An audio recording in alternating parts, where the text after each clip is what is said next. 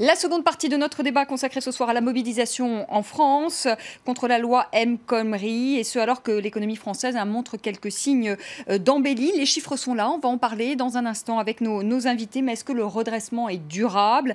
Et si finalement les mesures du gouvernement commençaient à porter leurs fruits? Bien, au vu de quelques chiffres, on peut quand même se poser la question. Je sais que ça vous fait sourire, Sophie de Menton, mais les chiffres sont là. Avant cela, on écoute François Hollande, c'était ce matin chez nos confrères d'Europe 1, et ça va mieux pour le chef de l'État. Ça va mieux. Ça va mieux. Quand j'ai eu cette formule, ça va mieux, ce n'est pas pour dire tout va bien. Ça va effectivement mieux pour la France. Pas forcément pour tous les Français, j'en conviens. Quand je dis ça va mieux, ce n'est pas un propos de circonstance, ou de campagne, ou de tribune. C'est une réalité. Jean-Thomas Le Sueur, ça va mieux ? Oui, il y a les indicateurs macro qui vont mieux. On sait que un certain nombre d'éléments pour lesquels le gouvernement n'a aucune responsabilité permettent effectivement d'améliorer la situation. Le prix de l'énergie, la politique des taux, enfin tout ça, on le sait bien. Donc la part de l'action de l'exécutif dans le tout petit coin de ciel bleu qu'on aperçoit à travers encore une fois des données macro. Vous dites petit ciel bleu, je trouve que vous êtes un peu dur quand même. Croissance de 1,5. En tout cas, sur les prévisions. C'est quand même pas beaucoup pour créer de l'emploi. C'est le seuil, en tout cas, pour commencer à créer de l'emploi. C'est le début. Bon. Par rapport à Sarkozy, on était à 0,2. On était à 0,2. Moins 50 000 chômeurs de plus. Comme le bilan du président de la République, pour l'instant, depuis le début de son quinquennat, c'est 600 000 chômeurs. Sarkozy, c'était plus 1 million de chômeurs à la fin de son quinquennat. Oui, il s'est quand même pris 2008 dans la figure. Donc je veux bien que les politiques qui ont été conduites n'ont pas forcément été suffisamment vigoureuses. Mais enfin, là, le bilan de... Là, tout le monde remonte. Voilà, il faut quand même se comparer à nos voisins. Et nos voisins vont quand même, pour beaucoup d'entre eux, mieux, nettement mieux pour certains. Donc, avant de se réjouir, il faudrait obtenir autrement plus de résultats, autrement plus spectaculaires, autrement plus pérennes, et qu'enfin, ça se traduise dans la vie concrète des gens à travers, encore une fois, et avant tout, la baisse du chômage. 60 000 chômeurs en moins le mois dernier. Oui, on est c'est un chiffre, ça. Oui, mais vous savez, les chiffres, c'est exactement comme les chiffres des manifs. Est-ce que la France pourra un jour dire le nombre de manifestants qu'il y a dans la rue? Ben non. C'est selon les syndicats et selon la police. Je veux dire, les chiffres, on passe sa vie à... Même l'INSEE revient en arrière en disant oui, mais on n'a pas pris ça en considération. Ensuite, on va retriturer les chiffres parce qu'on va compter comme plus haut chômage des gens qui auront changé de catégorie. Donc on a, je crois que il faut vraiment prendre en compte l'attitude du pays. Est-ce que les boîtes ont vraiment envie de recruter? Est-ce qu'il y a une confiance? Alors il y a une hausse des CDI aussi, de 8% du nombre de CDI aussi, dans les entreprises de moins de 20 salariés. C'est pas mal quand même. Il y a eu un effet d'aubaine, effectivement, puisque le gouvernement a ça fait beaucoup de chiffres quand même, Sophie de Menton. Ça fait quand même beaucoup de chiffres quand même, où les indicateurs sont quand même au mais quand vous regardez la France, 30% de baisse du tourisme à Paris, c'est désert. 30% de baisse des commerces. C'est lié aux attentats aussi, Sophie de Menton. C'est pas lié à la politique économique du gouvernement. Je pense que ça ne va pas mieux. Ça ne va pas mieux. Claude Veil, ça va pas mieux, vous aussi? Le débat est interminable, on peut tourner les chiffres. Torturer les chiffres, vous pourrez toujours faire avouer tout ce que vous voulez. Est-ce que ça va mieux? Mieux que quand? Mieux que où? Et qu'est-ce qui va mieux et qu'est-ce qui va moins bien? Si on compare à l'Allemagne, on va moins bien, c'est clair. Si on compare à il y a 2 ou 3 ans, ça va plutôt mieux. Qu'est-ce qui va mieux, qu'est-ce qui va moins bien? Il y a un sujet de satisfaction pour le gouvernement, il ne peut pas trop le claironner parce que ce n'était pas exactement l'attente de ses électeurs, c'est la reconstitution des marges des entreprises. On était dans une baisse tendancielle des marges brutes des entreprises qui bloquait les embauches. Les marges se sont légèrement reconstituées, en partie grâce au fameux CICE, cette usine à gaz compliqué, mal fichu, a quand même fini au bout d'un an ou deux à produire quelques résultats. Ça va mieux, surtout parce que, en partie grâce aux primes à l'embauche qui ont été versées depuis le début de l'année, la France, pour la première fois depuis des années, recrée des emplois. Le chômage, c'est un solde politique. C'est un chiffre politique, le chômage. Le chiffre économique pertinent, c'est les créations d'emplois dans le secteur marchand. Donc vous dites quand même que le CICE et les primes à l'embauche, ça fonctionne quand même. Oui, les primes à l'embauche, oui, bien sûr. Depuis le début de l'année, la France, globalement, a un solde net des créations d'entreprises dans le secteur marchand. Ça, c'est... Sauf dans l'industrie, qui continue à perdre des emplois. C'est essentiellement dans le domaine des services. Ça, ce sont des éléments positifs. À côté, il y a plein d'autres éléments négatifs. Quand François Hollande dit le redressement s'est fait, ça y est, on a essayé les comptes, c'est une blague, parce qu'on a ralenti la hausse des déficits, mais on n'a pas réduit les déficits, qui ont continué de monter, évidemment, et il n'est pas du tout sûr, d'ailleurs, qu'on atteigne les 3% en 2017, on devait les atteindre, vous rappelez-vous, en 2013, on en est très très loin. Donc il y a des éléments positifs dans le paysage, indiscutablement, et le gouvernement sait de bonnes politiques et sait de les valoriser, ne serait-ce que pour créer un effet de tache solaire, comme on dit, c'est-à-dire que si tout le monde croit que ça va bien, on va y aller, on va recommencer à consommer, les patrons vont commencer à investir dans des machines et à embaucher, etc.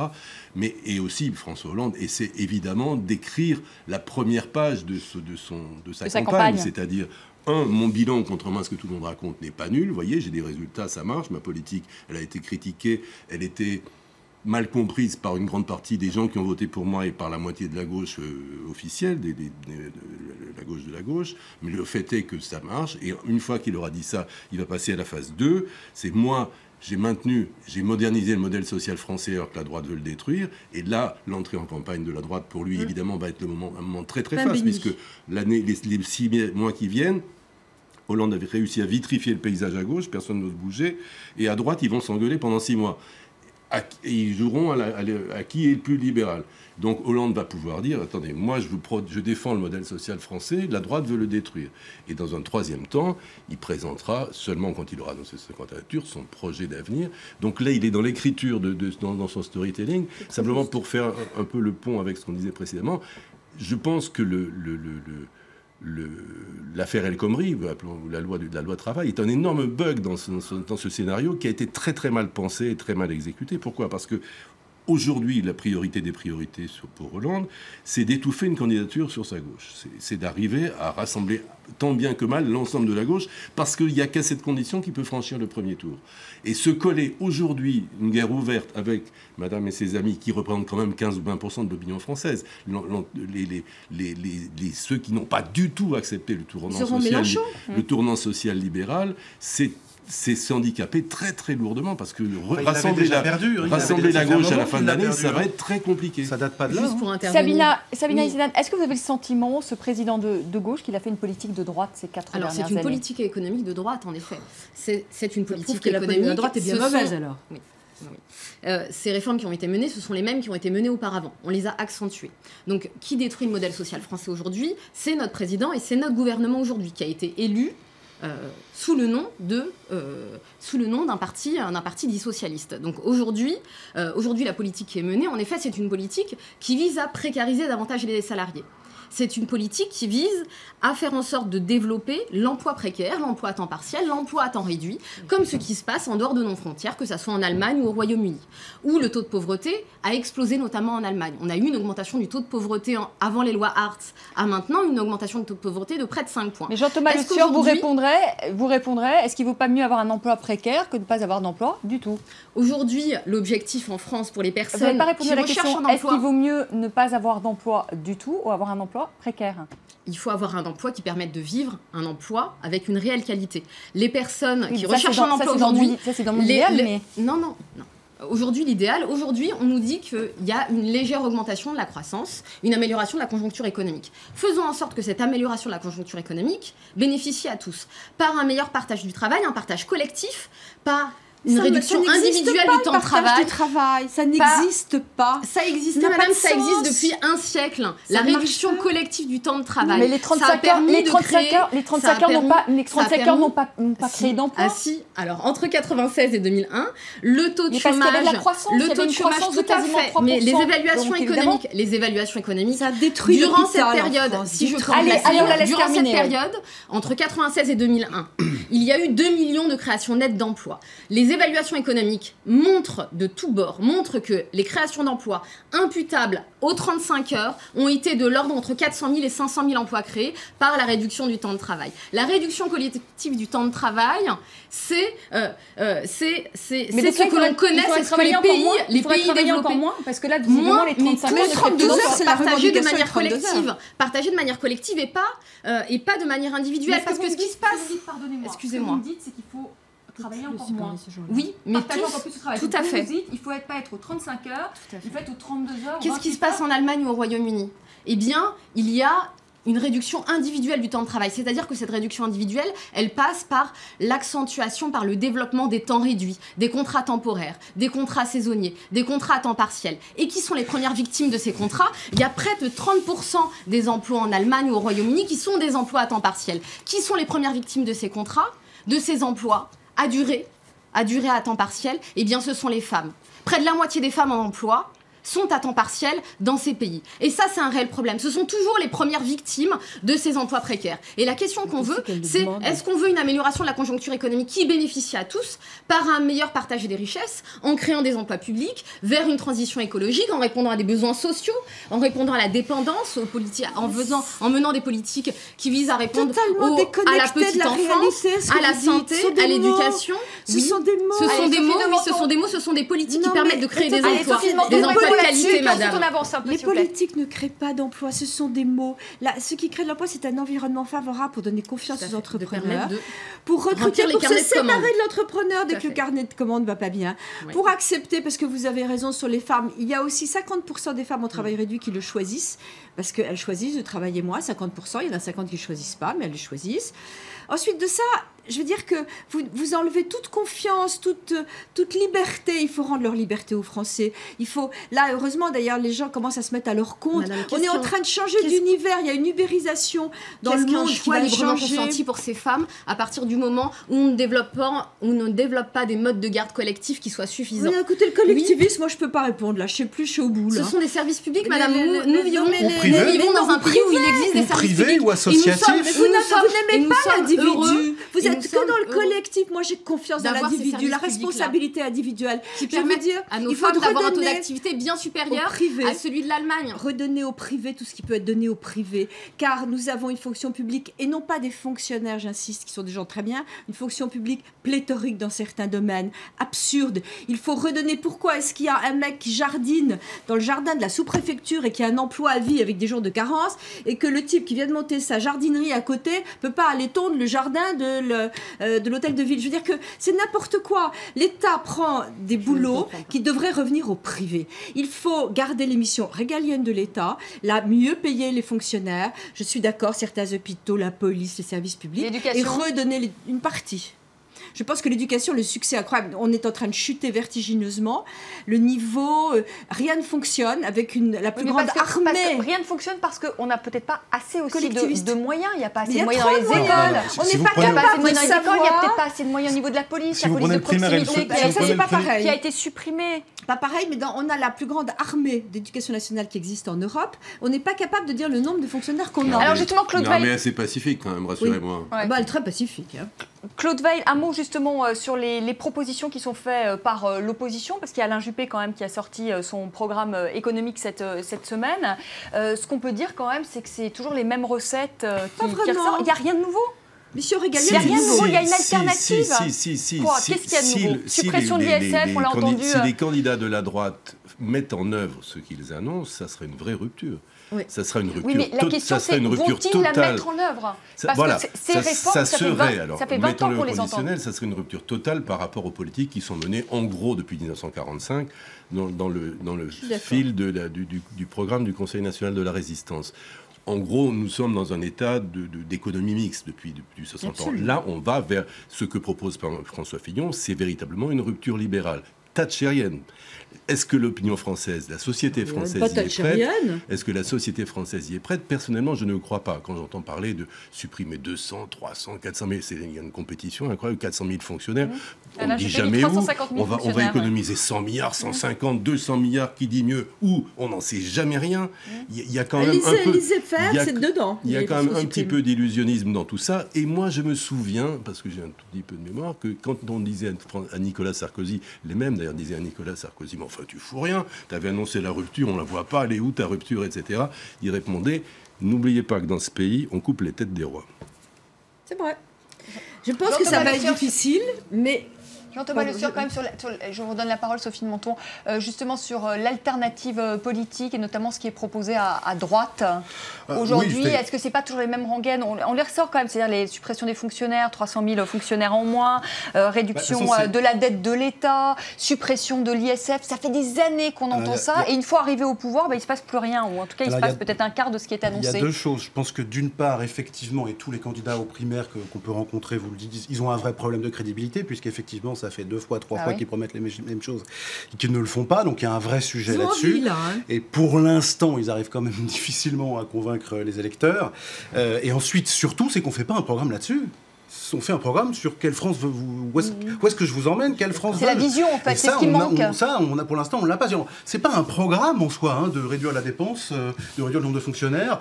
Ça suffit pas. Et la grande difficulté de tous ces candidats, mais bon, je pense que ce sera pareil à gauche, c'est de répondre à l'appétit de sécurité culturelle, pour parler comme Laurent Bouvet, qui à mon avis prime toutes les autres en France et va la primer sur l'élection présidentielle. La présidentielle, ça m'étonnerait qu'elle se fasse sur la croissance et sur la fiscalité. Je pense que le grand sujet, il est culturel, identitaire, c'est redire ce que c'est qu'être français.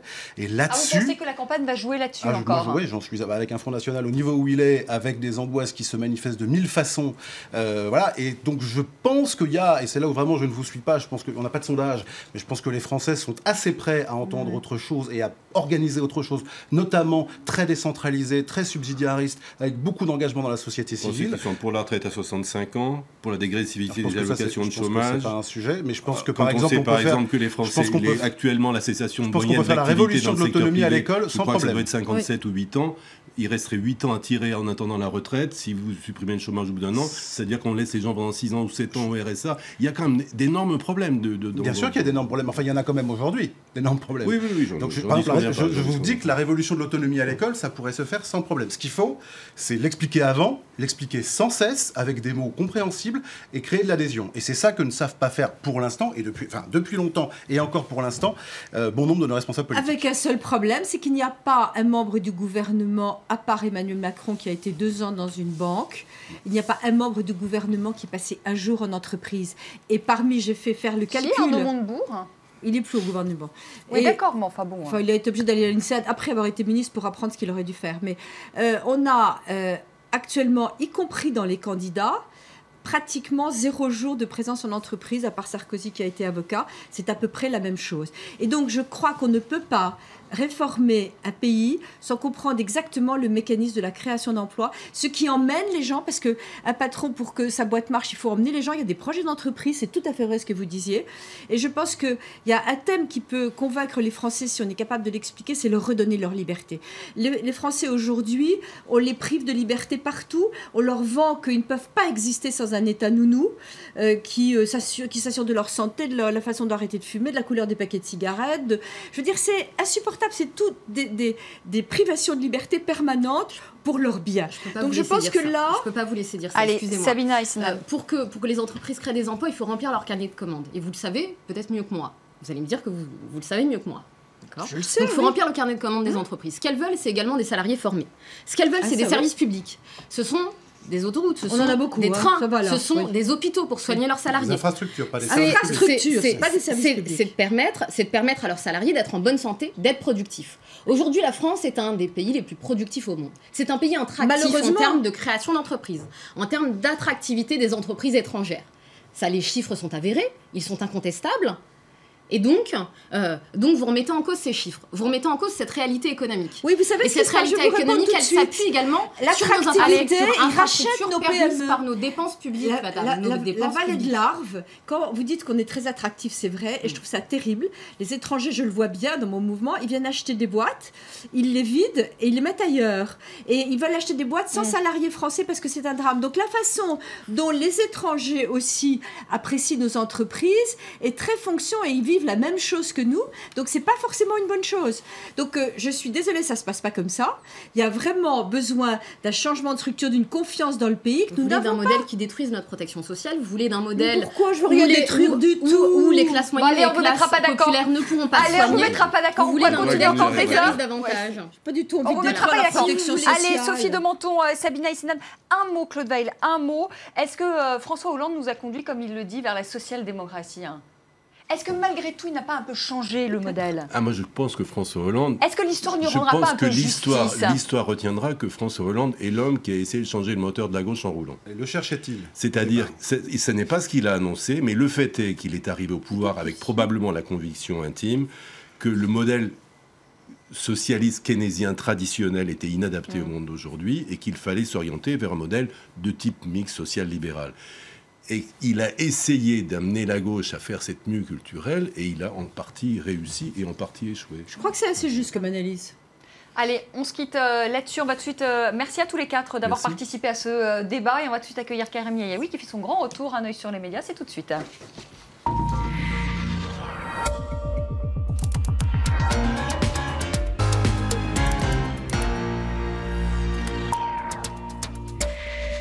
Bonsoir Karim, on est très content de vous retrouver. On va revenir ensemble sur ces nouvelles journées de manifs un peu partout à travers la France et les violences aussi en marge de ces manifestations. C'est vrai que ces images de violence, on les a beaucoup vues sur les réseaux sociaux, notamment sur Twitter. Il y a aussi cette mobilisation. Évidemment, du côté du compte Twitter de Nuit debout, on a partagé cette image plutôt paisible de manifestants avec ce hashtag 78 mars depuis ce soir où on a décidé de s'arrêter du côté de la place de la République, mais des tensions aussi entre services d'ordre des syndicats et manifestants. Il y a cette photo partagée par un journaliste avec le service d'ordre FO 75 qui avait l'air plutôt musclé, batte, casque. Sur les réseaux sociaux, beaucoup ont commenté, moment très chaud à d'enfer entre le service d'ordre de la CGT et des manifestants.